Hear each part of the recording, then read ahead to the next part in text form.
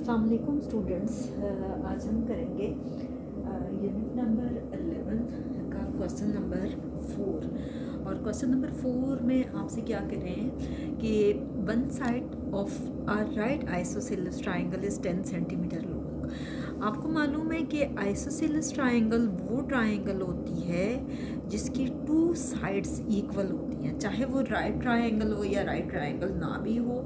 तो isosceles triangle वो triangle होती है जिसकी टू साइड्स कॉन्ग्रुएंट होती हैं। तो हम एक ट्राइंगल सपोज कर लेते हैं, ठीक है, और वो राइट एंगल ट्राइंगल है क्योंकि उन्होंने क्वेश्चन में दिया हुआ है कि one side of a right isosceles triangle. तो इसका मतलब है कि ये आपके पास कितनी है, 90 डिग्री। हम इसको नाम दे देते हैं ए बी एंड सी का, जैसे हम पहले देते चले आए हैं, ठीक है।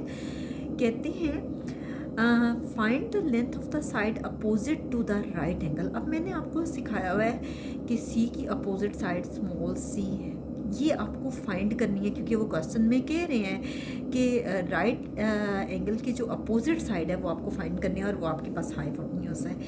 ए की अपोजिट साइड स्मॉल ए है, जो कि उन्होंने दिया हुआ है कि एक साइड 10 सेंटीमीटर है। तो जब वो आइसोसेलेस है तो जाहिर बात है दोनों साइड्स जो हैं वो 10 सेंटीमीटर होंगी, क्योंकि आइसोसेलेस ट्राइंगल होती वो ट्राइंगल है जिसकी टू साइड्स कॉन्ग्रुएंट होती है, ठीक है। तो अब देखिए कि in triangle A B C, ये सी बी सॉरी, सी पे 90 डिग्री है, angle C is equal to 90 degree. Hypotenuse जो है यानी कि सी आपको फाइंड करना है, और उसके बारे में कह रहे हैं कि length of side opposite to the right angle, right angle की अपोजिट साइड आपको फाइंड करनी है, ठीक है। बेस आपके पास जो है वो क्या है, ये आपके पास बेस है, और बेस आपके पास a is equal to 10 centimetre है। अब देखें आप यहाँ पे लिख सकते हैं कि बी सी और ए सी दोनों कॉन्ग्रुएंट हैं और दोनों 10 सेंटीमीटर हैं। और क्यों 10 सेंटीमीटर के इक्वल हैं, क्योंकि उन्होंने दिया हुआ है कि लेंथ जो है वो 10 है, और ये क्यों है, क्योंकि ये आइसोसेलेस है, ठीक है। और आइसोसेलेस वो ट्राइंगल होती है जिसकी टू साइड्स कॉन्ग्रुएंट होती हैं। परपेंडिकुलर आपके पास क्या है, बी इक्वल टू 10 सेंटीमीटर, ठीक है। अब आपको फाइंड करना है पाइथागोरस थ्योरम लगा के, by using Pythagoras theorem. Pythagoras theorem आप लगाएंगे, और पाइथागोरस थ्योरम क्या कहता है कि हाइपोटेन्यूज का स्क्वायर इक्वल होता है base square plus perpendicular square के। और हाइपोटेन्यूज जो है वो उन्होंने दिया, क्या हमारे पास आया है, सी का स्क्वायर, बेस आपके पास है ए का स्क्वायर, और परपेंडिकुलर है बी का स्क्वायर। सी आपके पास गिवन नहीं है, बेस आपके पास है 10 सेंटीमीटर का होल स्क्वायर, और परपेंडिकुलर आपके पास वो भी 10 सेंटीमीटर का होल स्क्वायर है। 10 स्क्वायर का मतलब है कि 100, 10 10 ज़र 100, ये ना हो 10 2 ज़र 20 करते रहे, सेंटीमीटर स्क्वायर प्लस 10 10 ज़र 100 सेंटीमीटर स्क्वायर। 100 और 100 में 100 ऐड करें तो ये 200 सेंटीमीटर स्क्वायर आता है, ठीक है। आप क्या करेंगे, बोथ साइड्स का आप स्क्वायर रूट लेंगे, taking square root on both sides, both sides का आप स्क्वायर रूट लें, ठीक है। ये आपके पास आ गया square root of C square, ये आपके पास 200 सेंटीमीटर स्क्वायर आ गया। दोनों का अलग अलग आप स्क्वायर रूट लें, ये आपके पास आ गया 200 और ये आपके पास आ गया सेंटीमीटर स्क्वायर, ये कैंसिल हो गया, ठीक है। अब 200 का स्क्वायर रूट आप फाइंड करें। अगर आप चाहें तो डायरेक्टली भी मैं आपको लेके दिखाती हूँ, लेकिन ये देखें किस तरह से हम करेंगे, हम इसके फैक्टर्स बनाएंगे। 2 को 100 से करें, 2 5 ज़र 10 0, ये आ गया 2 2 ज़र 4, 1 कैरी गया, 2 5 ज़र 10, 5 5 ज़र 25 एंड 5 1 ज़र 5, यानी आपके पास 3 टाइम्स 2 आ रहा है और 2 टाइम्स 5 आ रहा है। ये इसके फैक्टर्स बन रहे हैं, 3 टाइम्स 2 है और 2 टाइम्स 5 है। अब जो आपके पास पेयर बन रहे हैं ना, उसमें से तो एक नंबर आप बाहर ले लें, यानी ये 2 बाहर आ जाएगा और ये 5 भी बाहर आ जाएगा, और अंदर सिर्फ और सिर्फ ये 2 जो सिंगल वाला है ये बचा है। ये आपके पास आ गया 2 5 ज़र 10 √2 सेंटीमीटर, ठीक है।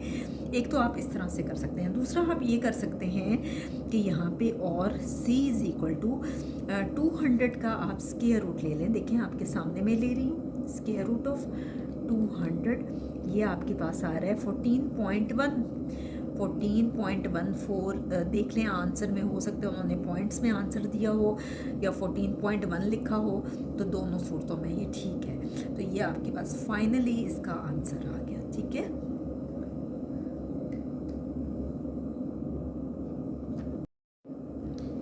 नेक्स्ट है आपके पास क्वेश्चन नंबर 5, और क्वेश्चन नंबर 5 में कह रहे हैं कि altitude of an equilateral triangle is 6 centimetre. ये ऑल्टीट्यूड से मुराद है हाइट यानी परपेंडिकुलर, ठीक है, इसलिए इसको देख के ज़रा आप परेशान ना हो जाइएगा, ठीक है।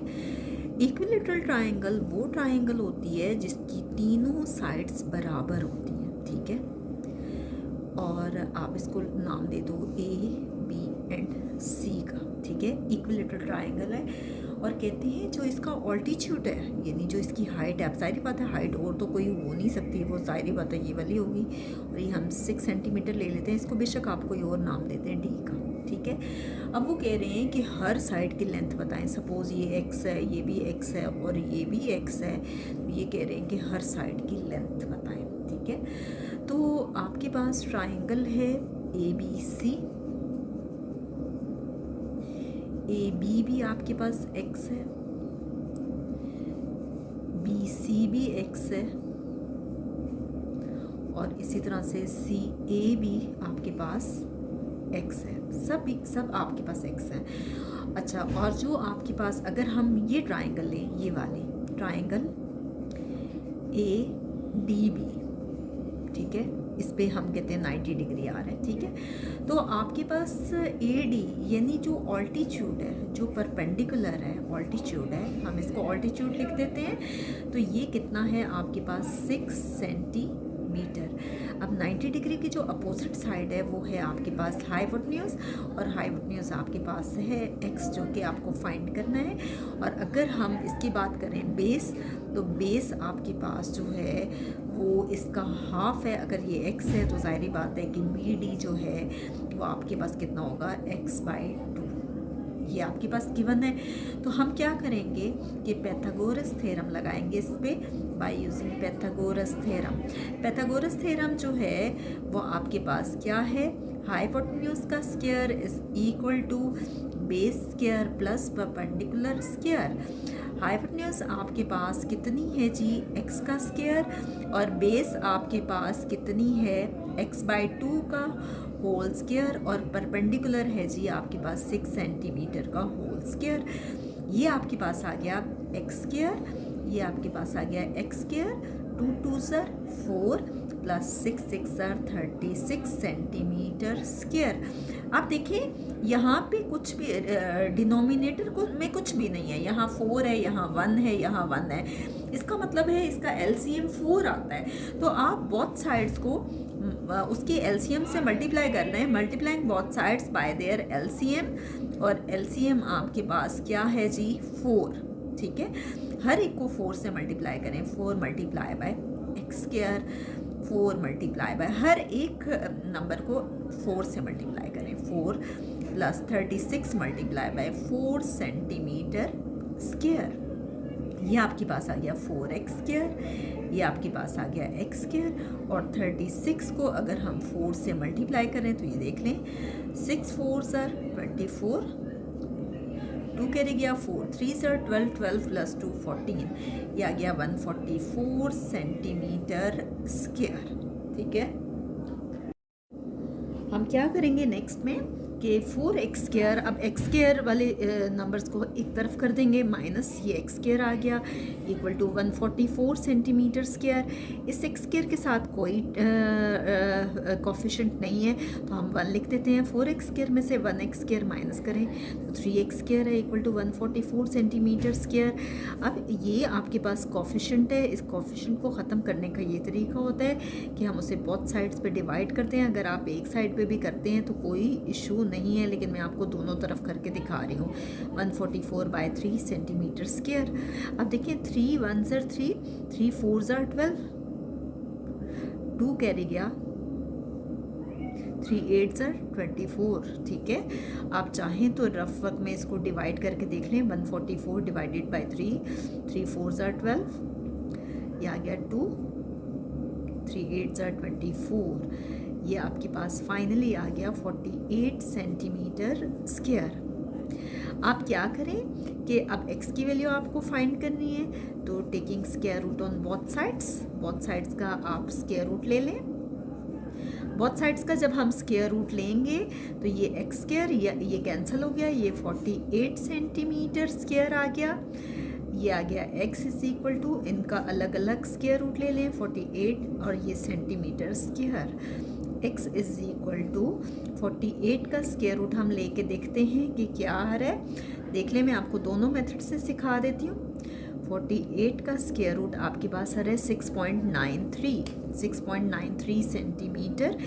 या तो आप इसका आंसर इस तरह से फाइंड कर सकते हैं, या आप ये कर सकते हैं कि इस स्टेप के बाद x इज़ इक्वल टू 48 का रफ वर्क में आप फैक्टर्स बना लें। 2 ज़र 4, 2 4 ज़र 8, 2 1 ज़र 2, 2 2 ज़र 4, 2 6 ज़र 12, 2 3 ज़र 6 एंड 3 1 ज़र 3। ये आपके पास आ रहा है 2 multiply by 2 multiply by 2 multiply by 2 multiply by 3, और ये आपके पास आ गया सेंटीमीटर। अब देखिए इसमें पेयर कौन से बन रहे हैं, ये 2 और इसके भी पेयर बन रहे हैं 2 मल्टीप्लाई बाय √3 सेंटीमीटर, तो ये आ गया x इज इक्वल टू 2 2 ज़र 4 √3 सेंटीमीटर। तो आपसे ये कह रहे थे ना कि हाइपोटेन्यूज आपको फाइंड करनी है, यानी वो कह रहे थे कि length of side opposite to right angle, तो लेंथ ऑफ साइड जो राइट एंगल के अपोजिट है वो है हाइपोटेन्यूज, और length of side opposite to right angle जो है वो इक्वल आई है अपोजिट टू राइट एंगल, ये इक्वल आई है आपके पास। या तो आप इसको लिख सकते हैं 4√3 सेंटीमीटर, या आप इसको लिख सकते हैं 6.93 सेंटीमीटर। एक बात का ख्याल रखिएगा, ये 4 इसके अंदर नहीं आना चाहिए, क्योंकि अगर ये इसके अंदर आप लिखते हो तो इसका मतलब है कि ये 1/4 है, ठीक है, जबकि ये 4 इससे मल्टीप्लाई हो रहे हैं। तो यहाँ तक हमारा क्वेश्चन नंबर 5 कंप्लीट हो गए। इंशाल्लाह नेक्स्ट वीडियो में हम क्वेश्चन नंबर 7 करेंगे।